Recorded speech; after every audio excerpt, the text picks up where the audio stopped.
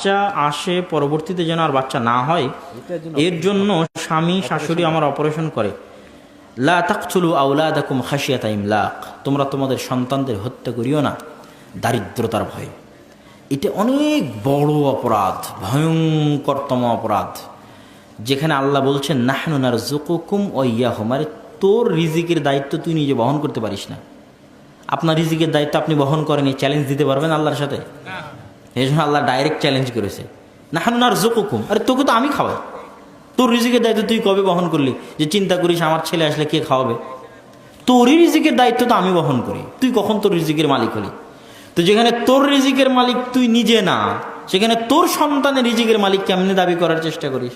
তোরও রিজিকের মালিক আমি, তোর সন্তান সন্ততি যা আসবে সবগুলো রিজিকের মালিক আমি। পৃথিবীকে চালাই, ওমা মিন দাব্বাতিন ফিল আরদি ইল্লা আলাল্লাহি রিজকুহা, পৃথিবীতে এমন কোনো ছোট্ট প্রাণীও বিচরণ করে না যার রিজিকের টেনশন দায়িত্ব কার উপর?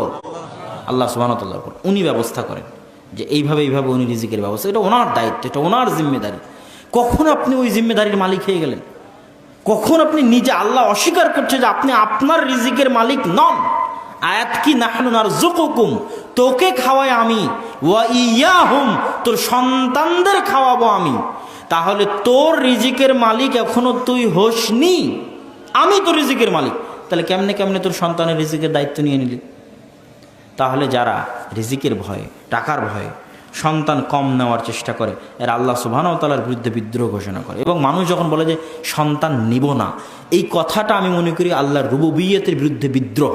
কি জন্য বিদ্রোহ? মানুষ অন্যভাবে বলতে পারে, কিন্তু এভাবে বলা উচিত নয় যে সন্তান নিব না। সন্তান নেওয়ার কবে মালিক হলো? সারাদিন চেষ্টা করুক দেখি সন্তান নেওয়ার জন্য, মরা পর্যন্ত চেষ্টা করুক দেখি সন্তান নেওয়ার জন্য। কত লক্ষ লক্ষ নারী পুরুষ ঘুরে বেড়াচ্ছে, সন্তান হয় না। আর বাপের ক্ষমতা আছে সন্তান জন্ম দেওয়ার, আর গোটা পৃথিবীর সব ডাক্তার মিলে চেষ্টা করলে সন্তান জন্ম দিতে পারবো পেটে? আর বাপের শক্তি আছে সন্তান জন্ম দেওয়ার, 14 গোষ্ঠী পুরুষের সক্ষমতা আছে, ডাক্তারের সক্ষমতা আছে, বিজ্ঞানের ওষুধের সক্ষমতা আছে। এটা আল্লাহর চ্যালেঞ্জ। কারণ না তুই কেমনে বলে আমি সন্তান নিব না? তুই কবে সন্তান নেওয়া না নেওয়ার মালিক হলি? নি'মাতুম মিনাল্লাহ, আল্লাহ দিয়েছে এই জন্য হয়েছে। কখন কখনো বলে সন্তান নেওয়া না নেওয়ার মালিক হয়ে গেছে আমাদের মা আর বোনেরা। আর আমাদের যারা পরিবার পরিকল্পনা পড়ায়, এরা কখন কখন সন্তান নেওয়া না নেওয়ার মালিক হয়ে গেছে। সন্তান নেওয়া না নেওয়ার প্রশ্নই আসে না, এটা দেওয়া না দেওয়ার প্রশ্ন। কে দেয়? আল্লাহ সুবহানাহু ওয়া তাআলা দেয়। অতএব সাময়িক মানুষ বিরতি গ্রহণ করতে পারে, আল্লাহ রাসূলের যুগেও মানুষ বিরতি গ্রহণ করত বিভিন্ন কারণে, অসুস্থতার কারণে, সন্তান সন্ততি মানুষ করার কারণে। কিন্তু সম্পদের ভয়ে স্থায়ীভাবে বন্ধ্যাকরণ সম্পূর্ণরূপে হারাম এবং আল্লাহর বিরুদ্ধে বিদ্রোহ ঘোষণা করা। এবং সন্তান অতিরিক্ত নেওয়ার ইচ্ছা থাকা উচিত। কী জন্য সন্তান অতিরিক্ত নেওয়ার ইচ্ছা থাকা উচিত? প্রত্যেকটা সন্তান নিজ নিজ রিজিক নিয়ে পৃথিবীতে আসে, আর যখন নিজ নিজ রিজিক নিয়ে পৃথিবীতে আসে তখন ওর রিজিকও আল্লাহ আপনার হাত দিয়ে দেয়। আপনি যে একটা মেয়েকে বিয়ে করে নিয়ে আসলেন, ওর কি নিজের রিজিক নাই?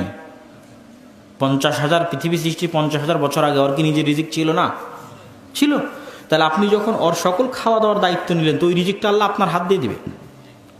যেমন এখনও আমি যদি আমার বাপের অধীনে থাকি, তাহলে আমার নিজের ভাগ্যের রিজিক আছে না নাই? আছে। তাহলে যেহেতু আমি এখন আমার বাপের অধীনে আছি, তার টাকাই খাচ্ছি, তাহলে আমার ভাগ্যের রিজিকটা কার কাছে যাবে? আমার বাপের কাছে যাবে।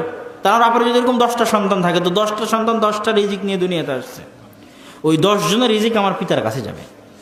সুতরাং এতে ধন সম্পদে বরকত হবে। কিভাবে বরকত হবে? সাময়িক মনে হতে পারে কষ্ট, কিন্তু ভবিষ্যতে অনেক বরকত। এই জন্য প্রত্যেক সাকসেসফুল ফ্যামিলি, প্রত্যেক সাকসেসফুল পার্সন এই যুগেরও দেখবেন যে তাদের মায়ের 14তম সন্তান, 12তম সন্তান, 8ম সন্তান, একটা দুইটা নিলেও পৃথিবীতে আসতো না।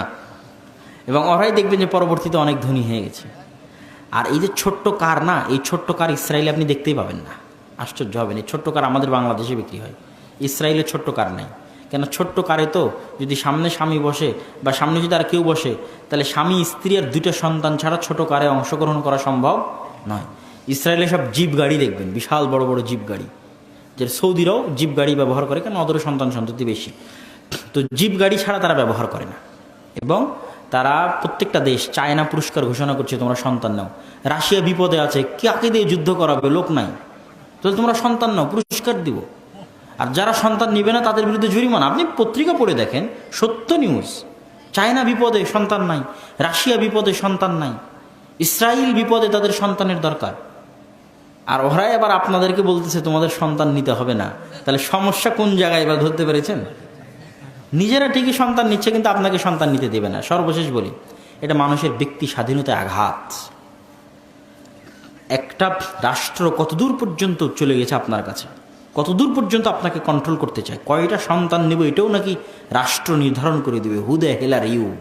কে যে আমি কয়টা সন্তান নিব এটা নির্ধারণ করার? এটা হচ্ছে আমার ব্যক্তি স্বাধীনতায় আঘাত, এটা আমার মানবাধিকারে আঘাত। এবং ওই প্রত্যেকটা এবং তাদের যুক্তিগুলো খুব ভয়ঙ্কর। ওগুলো আলোচনা করলে আরও অনেক আলোচনা করা যাবে। বিশেষ করে জাতিসংঘ সহ আর যারা আছে, তারা এই ধরনের মার্ডারগুলোকে তারা অধিকার বানিয়ে ফেলেছে। পেটের সন্তানকে হত্যা করা যাবে, অথচ এটাকে তারা মার্ডার বলতে রাজি নয়। কোন যুক্তিতে, কিভাবে তারা এটাকে মার্ডার বলতে রাজি নয়, সেই যুক্তিগুলোও যদি পড়েন আপনার মাথা নষ্ট হবে। এই জন্য আমেরিকার আদালত কয়েকদিন আগে গর্ভপাত নিষিদ্ধ করেছিল, এবং এখনও নিষিদ্ধ বলবৎ আছে। সে গর্ভপাত নিষিদ্ধের বিরুদ্ধে একদল নারীবাদী আবার রাস্তায় মিছিল করেছে যে গর্ভপাত করা নাকি তাদের অধিকার। তো গর্ভের যে বাচ্চা আছে, ওই বাচ্চাটাও তো মানুষ, তাকে হত্যা করে কেমনে অধিকার হয়? আল্লাহ সুবহানাহু ওয়া তাআলা, এরা সব হচ্ছে শয়তানের গোলাম। কাদের গোলাম? শয়তানের গোলাম।